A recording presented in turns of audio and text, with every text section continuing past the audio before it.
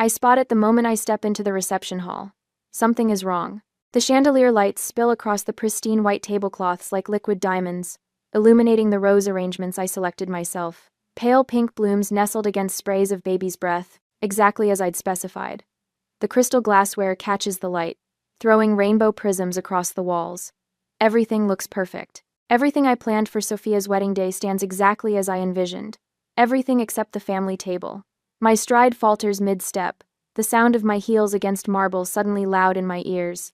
I count silently 1, 2, 3 chairs. 3, not 4. I blink, certain I've missed something. Mom, Dad, Sophia. 3 chairs at the family table. None for me. I stand frozen, clutching my clipboard against my chest like a shield. A waiter brushes past, murmuring an apology, but I barely register his words. The room continues its pre-reception buzz around me while I stare at that table, at the empty space where my chair should be. Mother turns, her champagne glass poised midair when she spots me. The small smile she offers doesn't reach her eyes. "Ainsley," she says, my name sounding like an afterthought on her lips. "Is everything prepared for Sophia's entrance?" I gesture toward the table. There are only 3 chairs. Her gaze flickers briefly to the seating arrangement, then back to me, cool and untroubled. "Yes, you don't need one." The words land like a physical blow. I feel my shoulders stiffen, my spine straighten in defense. "I see." My voice comes out steadier than I feel. Sophia appears at Mother's elbow, resplendent in the wedding gown I helped select ivory lace over champagne satin that complements her olive complexion perfectly. "The head count is wrong at the family table," I say, though I already know the answer. Sophia's eyes narrow slightly, the familiar crease appearing between her brows. Maybe the staff made a mistake. Her voice holds that familiar tone, the one that suggests any inconvenience in her world must be someone else's fault. I hold her gaze for a heartbeat longer than comfortable. I understand. The words taste like ash, but I keep my voice even, my expression composed. Then I turn and walk away, my clipboard held tight against my chest, my posture perfect, every step an act of will.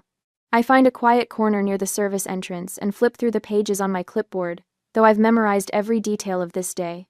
My hands tremble slightly, betraying the composure I'm fighting to maintain.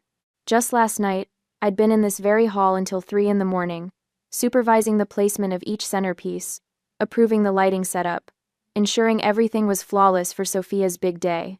While the family slept in their hotel suites, I'd crawled through every inch of this venue. My phone buzzes with a text from the florist. "We're only continuing because we trust you. Sophia hasn't paid us." I close my eyes briefly, remembering the moment last week when I quietly transferred $4,200 from my own account to cover the floral deposit after Sophia's card was declined. Another expense she'll never know about, another silent contribution to her perfect day. I catch my reflection in a decorative mirror mounted on the wall. Navy dress, simple, elegant, one I designed and sewed myself. Hair swept into a perfect chignon, makeup flawless. Nothing in my appearance betrays the hollowness spreading through my chest. 3 chairs. Not 4. A cluster of guests glance my way, their whispers poorly concealed behind fluttering programs. I straighten my shoulders and pretend not to notice. "Your sister's wedding is beautiful. You did an amazing job." The voice startles me from my thoughts. Melissa Banks, my childhood friend from Columbus, stands beside me, genuine warmth in her eyes. "Thank you," I reply, my smile practiced but genuine for her. "Just doing my job." "Your job?" Melissa's eyebrows lift in surprise. "You planned all this? I thought you just helped with the dress." Melissa's eyebrows. I shake my head. I coordinated everything. Venue, flowers, menu, music. "That's incredible," she says, then lowers her voice. "Though I'm surprised you're not sitting with your family." Before I can answer, another memory surfaces Mother's voice at the rehearsal dinner last night, her arm around Sophia as she introduced her to distant relatives. "This is my precious daughter, the one who will inherit everything." When Uncle Robert had asked about me, her response had been dismissive. "She's busy with work, not really part of the family celebrations." Not really part of the family. I find myself in a secluded alcove, laptop balanced on my knees. My finger hovers over the send button on a crucial email. 7 days ago, I'd sent an official warning letter about unpaid invoices, professional, courteous, but clear. It had been met with complete silence. Family loyalty versus professional integrity. the eternal struggle of my existence. I stare at the screen, remembering the empty space at that table, the deliberate exclusion. 3 chairs, not 4. This ends today. 15 minutes later, I settle into a corner booth of Cafe Roma, across from the wedding venue, laptop open and a half-empty espresso growing cold at my elbow. My fingers hover over the keyboard as I pull up the family financial records I've been tracking since taking over as their event planner 3 years ago. The screen illuminates my face in the dimly lit cafe as I click through folders labeled with meticulous care. My stomach tightens when I open the mortgage statements. This can't be right, I whisper, though I know the numbers don't lie. Our family home outside Columbus, the sprawling brick colonial with white columns that my parents boasted, cost $1.2 million, now carries not 1 but 2 mortgages. The second one, taken out just 6 months ago, nearly equals the first. I pull up the credit card statements next. 4 months overdue on 3 separate accounts, minimum payments ignored, interest compounding daily. Each statement bears Sophia's signature, my mother's authorization. Then I find it the trust fund records. My fingers go still as ice forms in my chest. The Grandmother Lopez Educational Trust, established for both Sophia and me, shows a balance of $3,421. Last year at this time, it held over $240,000. A series of withdrawals, each marked S. Lopez Educational Expenses, drained it systematically over the past 8 months. The same 8 months during which Sophia planned this lavish wedding while simultaneously claiming financial hardship. My phone vibrates against the table, the screen lighting up with the florist's name, Miss Lopez. Sarah's voice trembles slightly when I answer. I hate to bother you during the wedding, but we need payment confirmation by 4 p.m. The final balance of $12,600 remains unpaid, and Miss Sophia isn't responding to our calls. Before I can respond, another text arrives from the caterer. Urgent. Credit card declined for wedding meal balance. Please advise. And another from the lighting technician. Final payment not received. Do we proceed with reception lighting? I close my eyes, remembering our childhood home with its gleaming hardwood floors and crystal chandeliers. The Christmas, when 12-year-old Sophia unwrapped a purebred show horse, while I received a department store gift card. The summer she toured Europe while I worked double shifts at the local diner. College acceptance letters arrived for both of us the same week. Sophia's came with my parents' promise of a fully furnished apartment near campus. Mine came with loan applications. We believe in you, Ainsley, Dad had said, his hand on my shoulder. You're the responsible one. You'll manage just fine. I signed those papers alone in my bedroom, $40,000 in student loans, with interest rates I barely understood. The monthly payments still arrive like clockwork, eating into my Brooklyn rent budget while Sophia's credit card statements arrive at our parents' address. My fingers trace the screen, following the trust fund withdrawals backward in time. Each coincides perfectly with Sophia's social media posts. Aspen ski vacation, Bermuda holiday, Mediterranean cruise.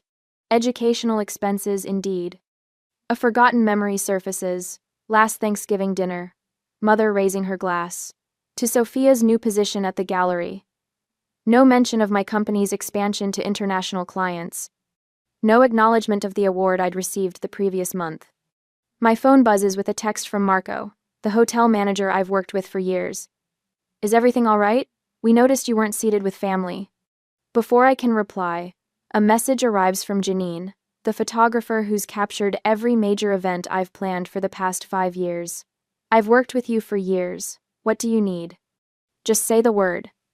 Then another from the DJ, the videographer, the cake baker, all professionals I've built relationships with, all expressing concern not for the bride but for me.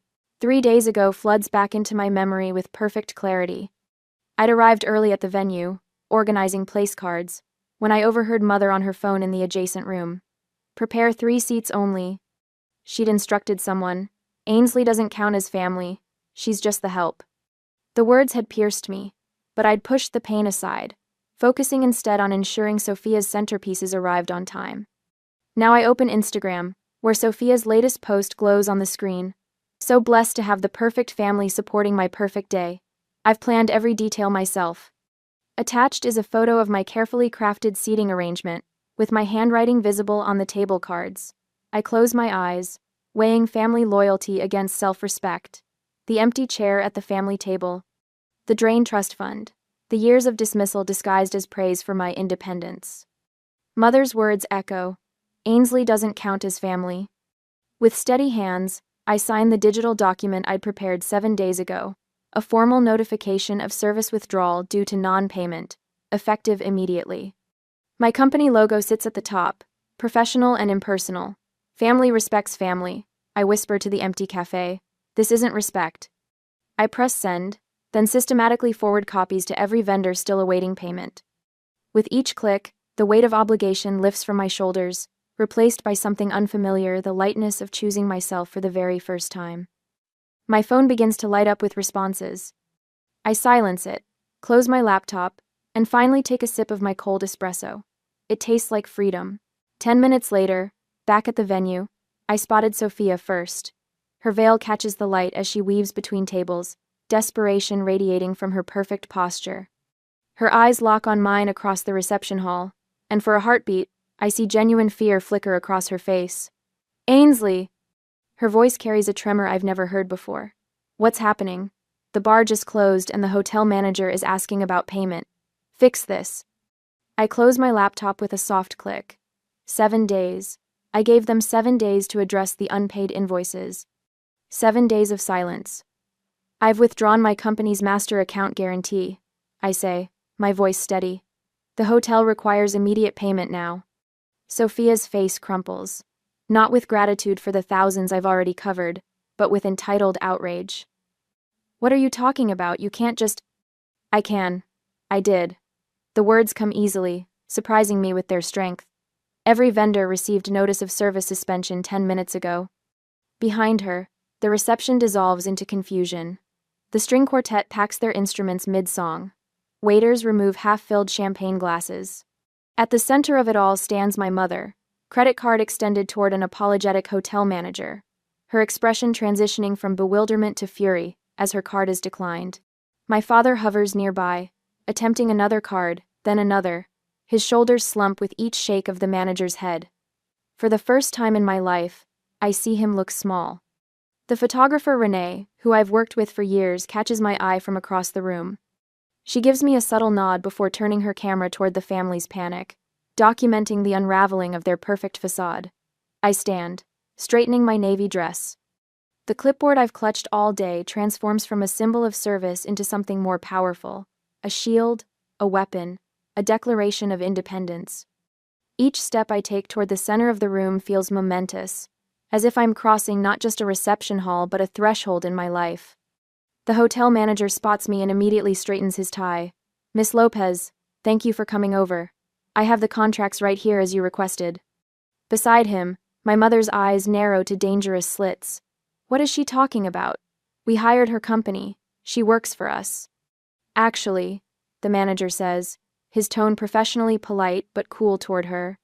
Miss Lopez's event planning firm is one of our most valued partners. Her company's master account guarantee was the only reason we proceeded without full payment upfront. The shift is immediate and visible. Staff who had been solicitous toward my family now direct their attention to me. Glasses of water appear for me, not them. Chairs are pulled out for my convenience, not theirs. The power dynamic tilts with dizzying speed. Sophia grabs my arm, her acrylic nails digging into my skin. Please don't do this, she whispers, her voice dropping to a desperate plea. You'll ruin everything for me. Just this one day, my wedding day. For a moment, I waver. Deep beneath the anger and hurt, I still remember building blanket forts with her when we were children, before our parents' favoritism became her birthright. A tiny flicker of my inherent kindness surfaces, urging me to relent. My mother senses this hesitation. She strides forward, designer heels clicking against marble, her face arranged in the artificial confidence I've seen her deploy at Columbus Country Club gatherings when the Lopez family reputation needed defending. She won't dare, she says, voice pitched to carry to nearby guests. Ainsley has always been just a shadow in this family. She knows her place. The words sink into me like stones into still water, creating ripples that cannot be called back. A shadow. Just a shadow. I watch my own transformation reflected in my mother's eyes, as her confidence falters. The clipboard in my hands no longer trembles. What's happening? A wedding guest murmurs nearby. Are they not paying? The sister planned everything, another whispers. Apparently they never paid her company. I reach for the document the hotel manager extends, taking the pen from his hand. My signature flows across the suspension confirmation with the calm precision that has built my reputation in this industry. The looping letters of my name represent not just my identity, but my worth. I gave you 7 days to pay. I say, my voice measured and clear. You ignored me. I'm simply enforcing the contract. My father steps forward, his face pale. Ainsley, please. We can discuss this privately. Like you discussed removing my chair from the family table? I open my professional folder, removing the document I discovered 3 days ago. Or, perhaps we should discuss how Sophia drained the trust fund, where I was also a beneficiary. Gasps ripple through the gathering crowd. Sophia's new husband stares at her with dawning horror. That money was meant for both of us. I continue. $40,000 that could have paid off my student loans I had to take, because every penny of family support went to her. If you want to gather well, if you want a family support went to her. My mother's face hardens. You have no proof. I push the bank statements toward her. I have documentation of every withdrawal, every transfer. LMN. Sophia's tears transform from manipulation to genuine panic. Her mascara tracks dark rivers down her cheeks. They told me you wouldn't mind, she whispers, that you never expected anything from the family anyway. For the first time, I see the truth plain on their faces. They never valued me, never would. The empty chair wasn't an oversight, it was a statement. I close my folder and tuck it under my arm. The weight lifts from my shoulders as I straighten to my full height. I may not count as family, I say, my voice carrying across the suddenly silent room, but I count as a professional, and professionals get paid. I turn my back on their stunned faces and walk toward the exit. Behind me, I hear the distinct sound of my sister's perfect day collapsing, the murmur of scandalized guests, the click of Renee's camera capturing it all, the beginning of arguments that will never end. With each step, the invisible chains of obligation and hope fall away. By the time I reach the grand doorway, I am lighter than I've been in years. The afternoon sunlight catches me as I step outside, warm on my face. For the first time in my life, I feel the full power of standing in my own light, not as a shadow, but as myself. Half an hour later, the reception hall empties like water down a drain. Guests clutch gift bags to their chests and whisper as they hurry toward the exits. Where just an hour ago crystal stemware clinked with celebratory toasts, now waitstaff stack unused champagne flutes onto rolling carts. The white roses I selected with such care droop in their vases, petals beginning to fall like snow onto abandoned place settings. I stand in the shadows near the service entrance, watching. Sophia's new husband, Mark, paces near the half-cut wedding cake, phone pressed to his ear, his face twisted in confusion. The 6-tier creation I spent weeks designing with the baker stands partially dismantled, the bride and groom topper listing sideways at an undignified angle. The wedding coordinator, whom I hired as my stand-in when I realized I'd be attending as family, approaches an elderly couple with an apologetic smile. I'm so sorry, but there's been a financial situation with the hosting family. The reception is concluding early. My mother's church friends huddle in a tight circle, eyes darting toward Vivian, who sits alone at that 3-chair table, back rigid, staring at nothing.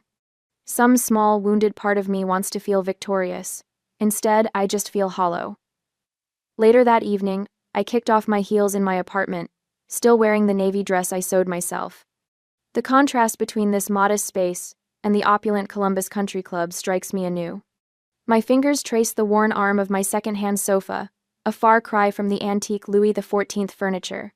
Mother insists completes their living room. My phone lights up for the 19th time. Father. Sophia. Mother. Sophia again. The wedding planner. Mark. Mother. Father. I watch the notifications stack up, each one a tiny hammer against my resolve. Then, with 3 deliberate taps, I block each family number. The silence that follows feels like the first full breath I've taken in years. A bottle of Veuve Clicquot waits in my refrigerator, a gift from a grateful client that I'd been saving for a special occasion. If today doesn't qualify, nothing will. The cork pops with a satisfying thunk against my ceiling. To professional integrity, I whisper to my empty apartment, raising my glass in a solo toast.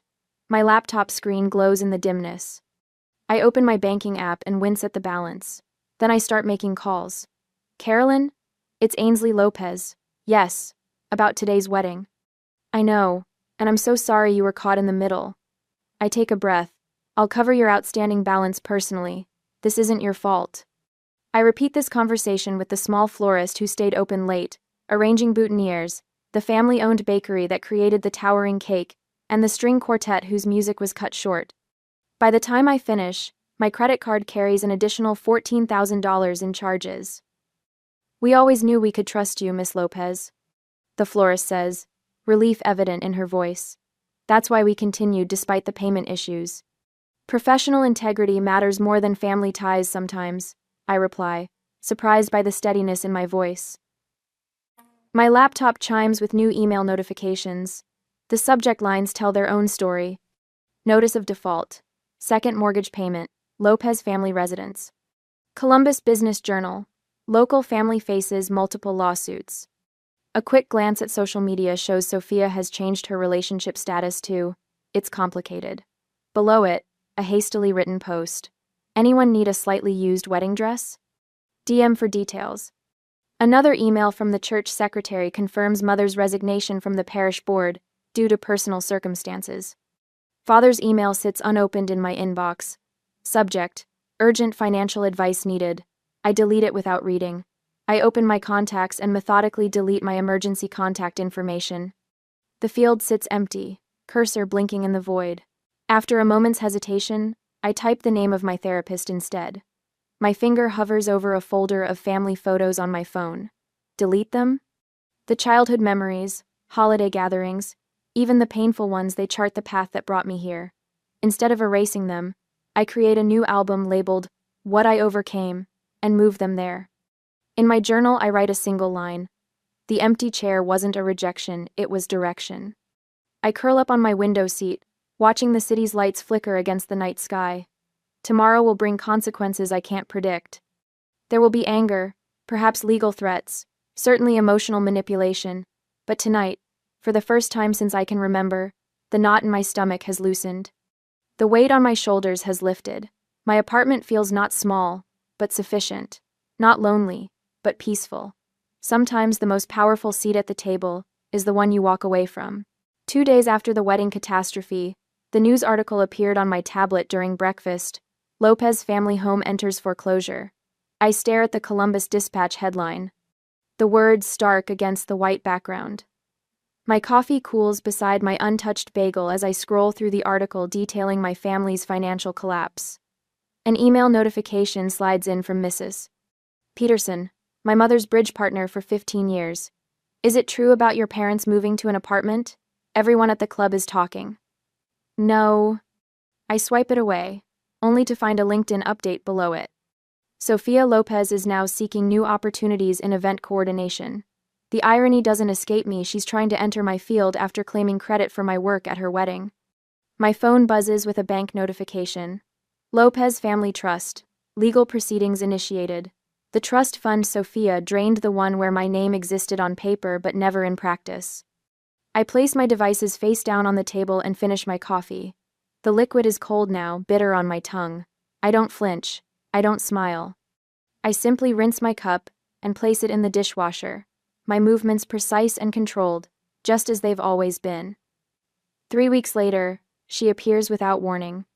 I look up from my desk to find my mother standing in my office doorway, clutching her purse with white knuckles. Vivian Lopez, who once commanded rooms with her presence, looks diminished. The designer clothes replaced by department store basics. The carefully maintained blonde highlights now showing gray at the roots. We made a terrible mistake, she says, her voice stripped of its usual authority. We need your help. I gesture to the chair across from my desk, the irony not lost on either of us. A chair I'm offering that she once denied me. I needed your love my entire life, I say, my voice steady. You chose otherwise. She starts to speak, but my phone interrupts with Sophia's name on the screen. I let it go to voicemail, maintaining eye contact with my mother. Later, I listen to Sophia's message. The marriage is over. He left when he found out about the money. Her voice cracks. I didn't know how bad things were. Please call me back. That evening, A formal letter arrives from my father. His elegant handwriting covers 3 pages with apologies for past behavior, followed by a detailed request for financial assistance. The familiar pattern sentiment, followed by self-interest, makes something final settle in my chest. I arrange to meet them at a coffee shop 2 blocks from my apartment. Neutral territory. I arrive 10 minutes early and choose a corner table with clear sightlines to the door. They enter together a unit as always, but diminished now. My father's shoulders stoop forward, his once commanding presence shrunken by financial ruin. Sophia trails behind them, her left hand conspicuously bare where her 4-carat engagement ring once Saturday. Her eyes are red-rimmed, lacking the confident spark that once defined her. I don't stand when they approach. I don't offer hugs or comforting platitudes. I simply gesture to the chairs. I've arranged 3 chairs, evenly spaced, directly across from mine. "Thank you for coming," I say. My mother speaks first, her fingers worrying at the strap of her purse. We always favored Sophia because she was easier to control. The admission hangs in the air between us. Your independence threatened us. We didn't know how to handle it. My father nods, eyes fixed on his coffee cup. We took the path of least resistance. It was wrong. Sophia looks up, mascara smudged beneath her eyes.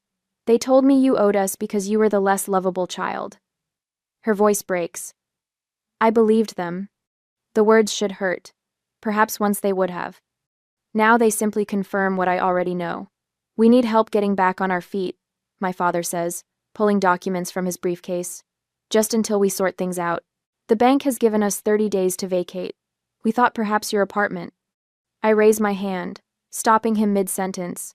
The debt between us isn't measured in dollars. Their expectant expressions shift to confusion, then disbelief as understanding dawns. You can't mean. My mother begins. I wish you well, I say, standing. But we no longer have a relationship. My mother's face crumples, not in the performative way I've seen throughout my life, but genuinely, the facade finally breaking to reveal the woman beneath. My father sits in stunned silence, papers half removed from his case. Sophia reaches for my hand. Please, Ainsley. I look at her fingers, the nails now unmanicured, the skin around them raw from nervous picking, and step back. The empty chair set me free. I say quietly. It showed me exactly where I stood with this family. I'm grateful for that clarity now. I walk toward the door, my steps measured and calm. The weight I've carried since childhood, the desperate need for their approval, the constant accommodation of their demands, falls away with each step. Behind me, I hear my mother's sobs, my father's belated calls. I don't look back. Some debts can never be repaid. Some chairs remain empty by choice.